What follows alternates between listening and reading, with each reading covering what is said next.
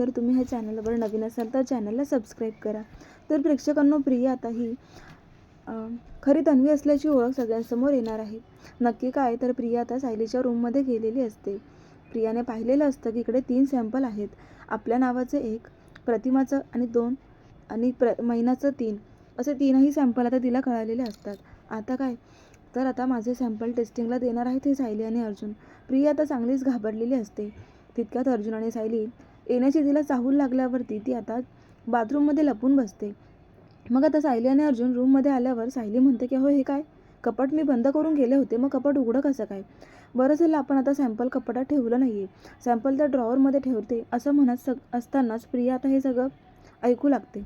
त्यानंतर अर्जुन सायली दोघांची तोंड आता कपाटाकडे असताना प्रिया बाथरूममधून बाहेर पडते आणि पटकन आता निघून जाते. अर्जुन हे सगळं पाहत आहे, पण तो दुर्लक्ष असल्यासारखं दाखवतोय. आणि त्यानंतर सायली म्हणते, मला जरा सॅम्पल चेक केले पाहिजेत, सॅम्पल तर ठीक असतील ना? यावरती अर्जुन म्हणतो की एकदा चेक करून घे, तसंही तुला कळेल की सॅम्पल ठीक आहेत की नाही. असं म्हटल्यावर सायली आता सगळं सॅम्पल चेक करते आणि सगळं काही व्यवस्थित आहे असं म्हणून ड्रॉवरला आता ती म्हणते की मी लॉकच लावते, म्हणजे काही टेन्शनच राहणार नाही. आता मात्र प्रिया हे ऐकल्यावर जरा घाबरते आणि तिला धक्का बसतो की आता हे काय, ड्रॉवरला जर लॉक लावलं तर सॅम्पल मी कसं बदलू? नाही, मला आता काहीतरी करावंच लागेल, ती विचार करत असते. पण तिच्या लक्षात येतं की ह्या सायलीने केस तरी कसे मिळवले, माझा केस प्रतिमाचं सॅम्पल हिच्याकडे कसं आलं? मग प्रियाला आठवतं की ज्यावेळेस सायली माझ्याबरोबर भांडत होती त्या ओढात आणि मध्ये हिने माझे केस तोडले असतील, पण प्रतिमाचा केस घ्यायला, अच्छा म्हणजे केसांना मसाज करत होती तेव्हा प्रतिमाचा सुद्धा हिने केस काढून घेतला, तिचंही सॅम्पल हिच्याकडे आहे, पण मग महिन्याचं सॅम्पल हिच्याकडे कसं काय? म्हणजे याच्यावरून हे प्रूव्ह होतं की सायलीला म्हणजे महिन्याला सुद्धा हिच्या ताब्यात घेतलं की काय सायलीने? ते आता विचार करत असते, म्हणजे ही महिना गायब नाही आहे, तर ही महिना सायली आणि अर्जुनच्या ताब्यात आहे, हे तर कन्फर्मच झालं आहे. आणि यांना काय वाटलं, यांना कितीही प्रयत्न करू दे, पण मी हे सॅम्पल बदलणार म्हणजे बदलणार. यांना काय वाटलं, खूप सोपं झालं आहे का सगळं? नाही, मी इतकी सोपी नाही आहे, यांनाच असं अडकवून टाकते. आता ती विचार करते की आता पुढचा मोठा डाव मला खेळावा लागेल. आता हे सॅम्पल मला लॅबमध्ये जाऊन चेंज करावे लागतील, आणि चेंज करायचं म्हटलं तर हातात पैसे हवे, आणि ते पैसे काही माझ्याकडे नाही आहेत.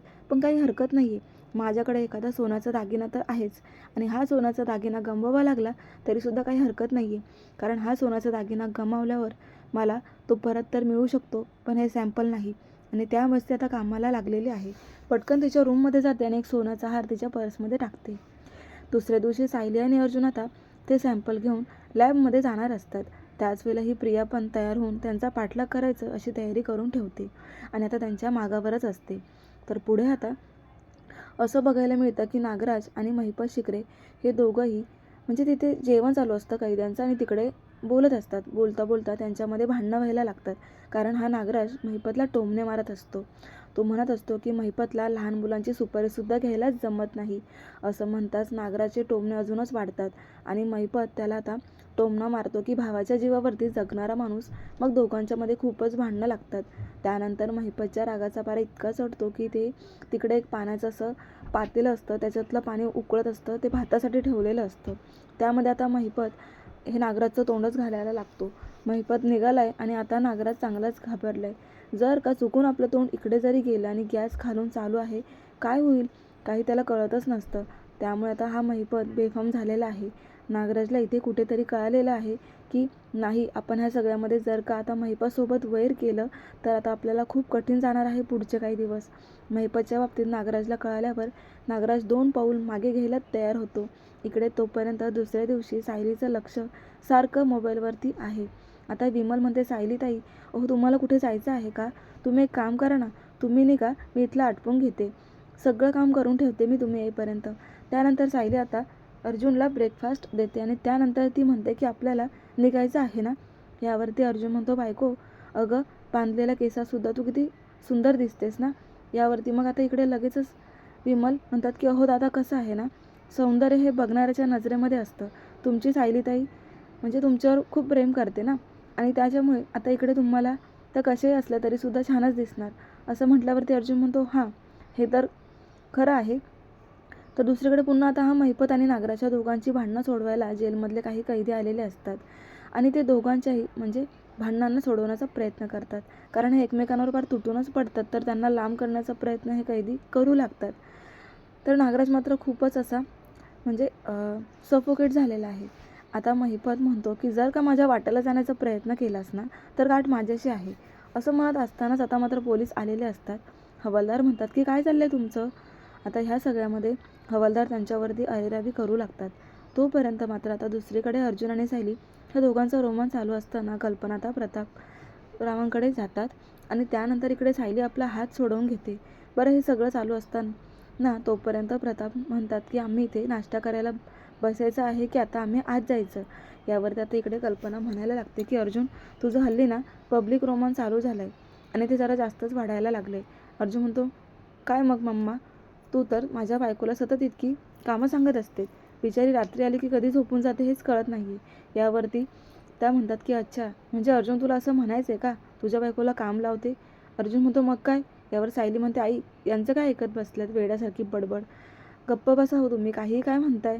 सायली सांगते, मी तुमच्यासाठी छानपैकी पोहे केलेले आहेत, पोहे घेऊन येते. मग सायली आता पोहे आणण्यासाठी जाते. तोपर्यंत मग कल्पना म्हणते, अगं राहू दे, तू निघ जा बरं, तुम्हा दोघांना बाहेर जायचं आहे ना, तुम्ही पटकन बाहेर जा. असं म्हटल्यावरती सायली म्हणते, नाही आई, पटकन मी इथलं काम आवरते अगोदर आणि मगच बाहेर जाईल. सायली आता दोघांना पोहे खायला घेते. कल्पना मात्र अर्जुनची म्हणजे चांगलीच खिल्ली उडवायला लागतात. अर्जुन मात्र ह्या सगळ्याकडे ततफप करत म्हणत असतो की मम्मा, अगं काय चाललंय तुझं. आता तो थोडा लाजलेला असतो आणि हे सगळं चालू असताना सायली आता आपलं आटपून निघालेली आहे. त्याच वेळेला प्रिया आता तिचा पाठलाग करत तिच्या मागावरती निघते. त्याच वेळेला आता इकडे प्रिया विचार करते, काही झालं तरीसुद्धा मला ह्या दोघांचा पाठलाग केल्याशिवाय गप्प बसायचंच नाही आहे. प्रियाला आता इकडे सायलीच्या केसांचं सॅम्पल हवं असतं. त्यामुळे ती विचार करते की आता मला सायलीच्या केसांचं सॅम्पल कसं काय घेता येईल. सायलीच्या रूमकडे ती जाते आणि सायलीच्या कपड्यांवरती जे धुतलेले कपडे असतात ते बघून ती विचार करायला लागते की आता हे कपडे आतमध्ये ठेवलेले आहेत. असं म्हटल्यावरती आता प्रिया सांगते, ठीक आहे.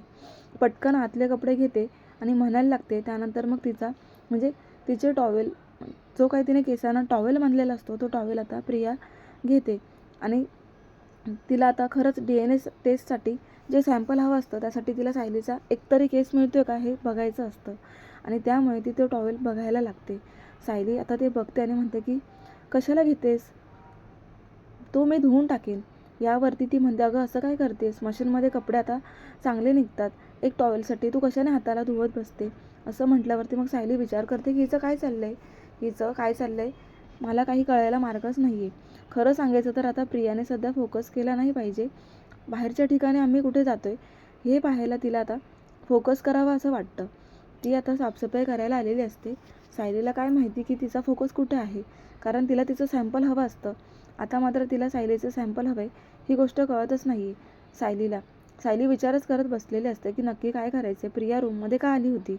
तर आता सायलीच्या केसांचं सॅम्पल काढलं आहेत आणि त्याच्यावरती प्रिया असं नाव लिहून तिने आता ते सॅम्पल इकडे लॅबमध्ये घेऊन जाण्यासाठी प्रिया आता निघालेली असते. पण सायलीला याचा जरासुद्धा अंदाज नसतो. आता हुशार अर्जुन सगळ्यामध्ये काही ना काही प्रयत्न करून म्हणजे विचार करत असतो. अर्जुनला सगळ्याचा अंदाज आहे की खऱ्या तन्वीचं सॅम्पल 100% घेऊन आता ही प्रिया लॅबमध्ये यायला बसली आहे. तर आता जेलमध्ये महिपतला कपडे शिवायचं काम दिले आणि त्याच वेळेला तिकडे आता एक हवालदार आला आहे. हवालदार येऊन मग आता सांगत आहे, जरा नीट शिवून झाले का, नीट शिवा जरा, घाण कशी म्हणजे शिवून झाल्यानंतर त्याच्यावरती म्हणजे घाण नाही झाली पाहिजे. नागराज मदतीचा हात पुढे करतो. त्यानंतर मात्र इकडे सांगायला लागतो की महिपत, काय रे तुझं इकडे काय चाललेलं आहे. नागराज आता म्हणतोय की ठीक आहे, आपल्यामध्ये जे भांडण झालं त्या भांडणाला मी विसरून गेलो आहे. महिपत, आपल्या दोघांना जेलमधून बाहेर पडायचं असेल ना तर आपल्या दोघांना एक होणं गरजेचं आहे. आता हा हात मिळवणी करतोय, जे भांडण झालं ते विसरायला सांगतोय महिपतला. आता नागराज मनातल्या मनात विचार करतो की नाही, या महिपतला प्रियावरती भरोसा ठेवून मला चालणार नाही आहे. ही प्रिया कधीच माझी मदत करू शकणार नाही आहे. काहीही झालं तरी महिपतला घोळ्यात घेतल्याशिवाय आपलं काही म्हणजे पानसुद्धा हलणार नाही आहे. महिपत म्हणतो, म्हण माझ्या मैत्रीचा स्वीकार कर, असं तो मनातल्या मनात बोलतोय. महिपत 2 मिनटं त्याच्याकडे बघतच बसलेला असतो. हे सगळं चालू असताना तोपर्यंत अर्जुन आणि सायली लॅबमध्ये आलेले असतात. प्रिया त्यांच्या पाठोपाठ तिथे पोहोचते. प्रिया ज्या वेळेला लॅबमध्ये लपून छपून पाहत असते त्या सगळ्यामध्ये आता मात्र नक्की काय चाललेलं आहे हे सगळं होत असताना इकडे सायली आणि अर्जुन सांगतात की 3 प्रकारचे सॅम्पल चेक करायचे आहेत. 3 प्रकारे DNA टेस्ट करायचे आहेत. या सगळ्यामध्ये आता सगळ्या गोष्टी डॉक्टरांना सायली आणि अर्जुन समजून सांगत असतात. डॉक्टर आता विचारतात पुढे. त्याच वेळेला प्रिया आता सगळं ऐकत असते. अर्जुन सायली सांगतात की जितक्या लवकर सॅम्पल मिळतील तितक्या लवकर आम्हाला सॅम्पल द्या. प्रिया विचार करते की तुम्हाला सॅम्पल कधीच योग्य पद्धतीने मिळणार नाही. रिपोर्ट हे मी बदलणारच. तोपर्यंत एक असिस्टंट आलेला असतो. प्रिया सांगते अर्जुन आता चेक करण्यासाठी इथे आले होते ना, आता चेक करण्यासाठी रिपोर्ट घेण्यासाठी आलेत ना, एक काम करायचं, त्यांनी तुम्हाला जे सॅम्पल दिले आहेत ना त्या सॅम्पलमध्ये प्रियाचं सॅम्पल चेंज करायचं. यावरती तो असिस्टंट म्हणतो मॅडम अहो हे काय बोलताय, हे मी नाही करू शकत. यावरती ती आता काही न बोलता तिच्या पर्समध्ये असलेला सोन्याचा दागिना वरती काढते आणि त्या असिस्टंटला देऊ लागते. तर आता सॅम्पल चेंज करायचं, रिपोर्ट आल्यावर ती दुसरा नेकलेस तुला, म्हणजे हा नेकलेस तर फक्त रिपोर्ट देण्याचा आहे. तू नंतर जेव्हा रिपोर्ट त्यांना दाखवशील ना परत तुला मी एक नेकलेस देणार आहे असं खोटं आश्वासन पण देऊ लागते. तर फ्लॅशबॅकमध्ये अर्जुनने ऑलरेडी सांगितलेलं असतं की एक मुलगी सॅम्पल घेऊन येईल किंवा सॅम्पल चेंज करायला किंवा रिपोर्ट चेंज करायला येईल. तिच्याबद्दलची सगळी इन्फॉर्मेशन अर्जुनने अगोदरच त्या लॅब असिस्टंटला दिलेली असते. मग आता लॅब असिस्टंटला खात्रीच पडते की अर्जुन सर जे काही म्हणाले तसंच घडते.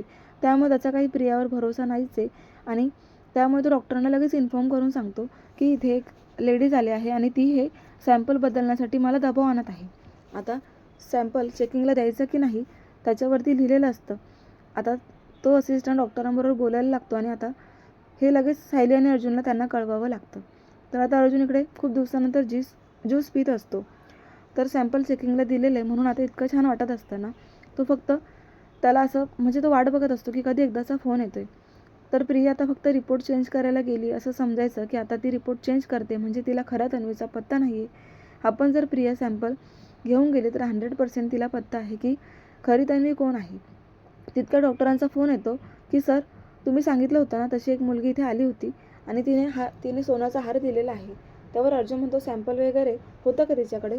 लगेचच आता ते म्हणतात की काय माहिती नाही, फक्त म्हटली ती मुलगी की बाकी म्हणजे रिपोर्ट आल्यावर तुम्हाला अजून एक दागिना देणार आहे, काम करून ठेवा. मग आता असं म्हटल्यावरती एक गोष्ट कळली पाहिजे होती की सॅम्पल घेऊन गेले का. सॅम्पल घेऊन गेले तर हिला खरी तन्वी कोण आहे माहिती आहे आणि खऱ्या तन्वीचा आपल्याला पत्ता लागेल. यावरती सायली सांगायला लागते मला तर खात्रीच आहे की खरी तन्वी आपल्याला लवकरात लवकर भेटेलच. प्रिया आता तिकडे आलेली आहे. प्रियाने आता ह्या खुशीमध्ये आईस्क्रीम आणलेलं असतं. आईस्क्रीम खाणार का असं ती सायली आणि अर्जुनला सांगत असते. सायलीला लगेच लक्षात येतं. ती म्हणते की प्रिया आज तर तू खूपच खुश आहे. प्रिया सांगते खुश राहण्यासाठी थोडीच ना काही कारण लागतं. असं म्हटल्यावर सायली आणि अर्जुन म्हणतात की माहिती आहे की किती खोटारडी आहे. त्यावर आता प्रिया विचार करत असते की तुम्ही विचार करतच बसा की तुमच्याकडे तुम्ही माझे DNA रिपोर्ट करणार, त्यावेळेला DNA रिपोर्ट पॉझिटिव्ह येतील आणि प्रतिमासोबत ते आता पॉझिटिव्ह येतीलच. कारण हिला वाटतं की सॅम्पल आता त्या असिस्टंटने बदलले असतील. तुम्ही आता अडकणार आहात असं पण ती म्हणू लागते. तर आता परत एकदा डॉक्टरांनी कॉल केलेला असतो. डॉक्टर सांगत असतात की सर तुम्ही म्हणालात ना तर ती मुलगी सॅम्पल घेऊन आली होती. त्यानंतर मग आता अर्जुन इकडे सायलीला सांगतो की खरं सॅम्पल घेऊन गेली होती. हे सगळं सॅम्पल घेऊन तिने खऱ्या तन्वीचा तिला पत्ता लागलेला आहे. असं म्हटल्यावरती आता इकडे लॅबमध्ये सॅम्पलवरती ॲक्च्युली क्रॉस करून ठेवलेले असतात. कारण जेव्हा ड्युटी बदलते तेव्हा लॅब असिस्टंट आल्यामुळे ते सॅम्पल फेकून देतो. त्यानंतर मग आता लगेचच इकडे अर्जुन आणि सायली आलेले आहे. त्यानंतर मग आता इकडे लगेच सांगायला लागतात की ठरवलेलं सॅम्पल कुठे आहे, चेंज झालेत. लॅब असिस्टंट सांगतो की ते तर मी ट्रॅश करून टाकून दिले. आता असं म्हटल्यावर सायली अर्जुनला खूप मोठा धक्का बसलाय. कुठेतरी थोडीशी गडबड झाली आहे. म्हणजे प्रिया खोटी तन्वी आहे हे सिद्ध झाले, पण सायली खरी तन्वी आहे हे मात्र सिद्ध होण्याचा काहीच चान्स दिसत नाही आहेत. त्यामुळे पुन्हा एकदा आता हा उलगडा होणं अजून लांबणीवर जाणार आहे. प्रेक्षकांनो तुम्हाला आजचा भाग कसा वाटला कमेंट करून नक्की कळवा. व्हिडिओला लाईक करा, शेअर करा. भेटूया अशाच एका रिव्ह्यूमध्ये उद्याच्या भागात. धन्यवाद.